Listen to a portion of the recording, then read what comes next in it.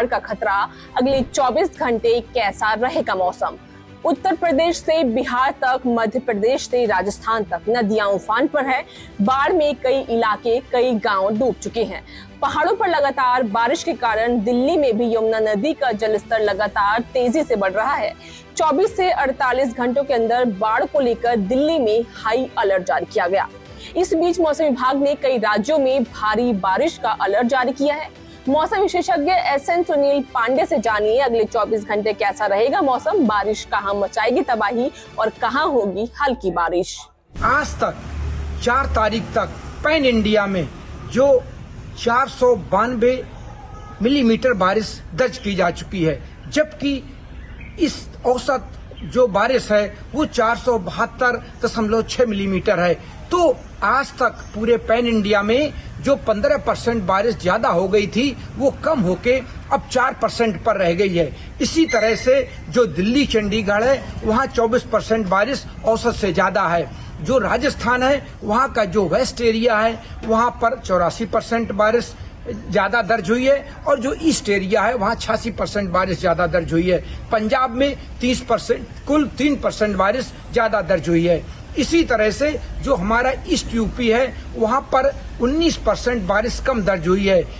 आज 4 तारीख तक 322.3 मिलीमीटर बारिश दर्ज की गई है। इसी तरह वेस्ट यूपी में 409.5 मिलीमीटर बारिश दर्ज की गई है, जो 20% औसत से अधिक है। इसी तरह से अब आगे आने वाले दिनों में पूरे उत्तर प्रदेश में एक ट्रफ लाइन और इसी के साथ जो साइक्लोन बने हुए हैं उसी के साथ एक नया वेस्टर्न डिस्टरबेंस भी आ गया है। ये सारे मौसमी सिस्टम इंटरकनेक्ट होने की वजह से पूरे उत्तर प्रदेश में रहकर रुक कर फुटकर रूप से बारिश की गतिविधियां चलती रहेंगी। कानपुर में आज सुबह 4 बजे से लेके और 2:30 बजे तक लगातार बारिश की गतिविधियां दर्ज की गई हैं और 61 मिलीमीटर बारिश दर्ज हुई है। इसी तरह से उत्तर प्रदेश के और जिलों में भी लगातार भारी बारिश की रिकॉर्ड की जा रही है। दिल्ली में भी बारिश रिकॉर्ड हो रही है और आगे आने वाले दिनों में दिल्ली में, पूरे NCR में, वेस्ट यूपी में, उत्तराखंड में, पंजाब में और हरियाणा में बारिश होने की पूरी संभावना है। और जो बिहार में अभी बारिश की कमी थी, जो हमारा उत्तरी भाग है बारिश का, वो बारिश की कमी भी अगले 3 से 4 दिन में पूरी होने की पूरी संभावना है। क्योंकि जो मानसून की बारिश असंतुलित थी, अब मानसून उसको संतुलित करने में लगा हुआ है और ऐसा प्रतीत हो रहा है कि आगे आने दिनों में मानसून की बारिश संतुलित हो जाएगी। लेकिन फिर भी कई स्टेट्स के कई जिले हैं जहां बारिश की अभी भी कमी दर्ज हो रही है। और इसी के बाद जो मध्य प्रदेश का इलाका है और मध्य भारत है और गुजरात का जो उत्तरी इलाका है, यहाँ पर बारिश की गतिविधियां अगले 3 से 4 दिन थोड़ी कम रहेंगी। लेकिन छत्तीसगढ़ और जो हमारा गंगे पश्चिमी बंगाल है, यहाँ बारिश की गतिविधियां चलने की पूरी संभावना है। दक्षिण भारत में जो हमारा कोस्टल एरिया है, पश्चिमी घाट है, वहाँ बारिश की गतिविधियां अच्छी होने वाली हैं और केरल में तो बहुत अति भारी बारिश होने की चेतावनी जारी की गई है। क्योंकि आगे आने वाले दिनों में केरल में निश्चित रूप से बारिश बढ़ेगी, क्योंकि एक ट्रफ लाइन भी बनी है जो बंगाल की खाड़ी से अरब सागर जा रही है। इसी के साथ 2 साइक्लोन भी बने हुए हैं। इन सारे मौसमी सिस्टमों की वजह से दक्षिण भारत का जो नीचे का इलाका है, उस दक्षिण भारत में लगातार भारी बारिश दर्ज की जाएगी।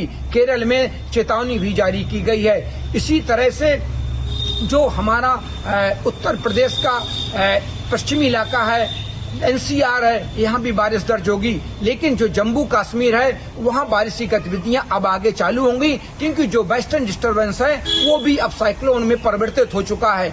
इसी के साथ जो हमारा उत्तराखंड है वहाँ पर बारिश की पूरी संभावना है, अच्छी बारिश की संभावना है और लोगों को सलाह दी जाती है कि ऐसे में पहाड़ अगर वो जा रहे हो तो ना जाएं, क्योंकि निश्चित रूप से पहाड़ों में भूस्खलन और बादल फटने की घटनाएं बढ़ सकती हैं। और जो हमारा उत्तर प्रदेश का तराई वाला इलाका है वहाँ भी बारिश बढ़ेगी और नेपाल का इलाका है, भूटान का इलाका है और जो भी पूर्वोत्तर राज्य हैं, मेघालय, आसाम और मणिपुर में अधिक बारिश की संभावना है और जो हमारी 7 सिस्टर्स हैं पूरे में भी रुक रुक कर बारिश होने की संभावना है। ये स्थितियां अभी आगे 2 से 3 दिन तक पूरे भारत में बनी रहेंगी और मानसून सक्रिय रहेगा, क्योंकि जिस तरह से मौसमी सिस्टम बने हुए हैं उससे प्रतीत हो रहा है कि पूरे भारत में अभी मानसून सक्रिय रहेगा और आगे आने वाले दिनों में बारिश की गतिविधियां कहीं कम कहीं ज्यादा निश्चित रूप से होती रहेंगी। धन्यवाद। सर का पसीना जब माथे को आता है वो किसान है जो अपने